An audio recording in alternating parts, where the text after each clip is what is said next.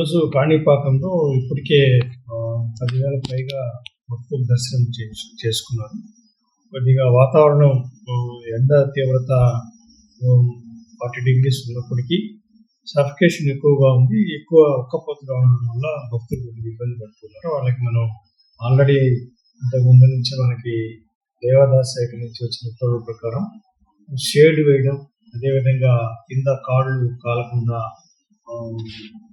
Foil mattress వేయడం, అదేవిధంగా white reflective colour వేసి వాళ్ళు ఎవరికి కాళ్ళు కాలకుండా భక్తులకి అన్ని సౌకర్యాలు ఏర్పాటు చేస్తున్నాం. అదేవిధంగా గుడి ఎదురుగా, గుడి ముందు, గుడి వెనక్కి కూడా మనం గ్రీన్ షేడ్ వేస్తున్నాం. భక్తులు గ్రీన్ షేడ్ కింద నడుచుకుంటూ వస్తున్నారు.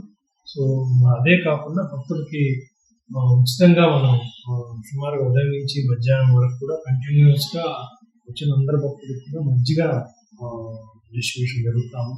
అదేవిధంగా చిన్నపిల్లలకి పాలు కూడా నిరుపరామంగా మనం పంపిణీ చేస్తున్నాం.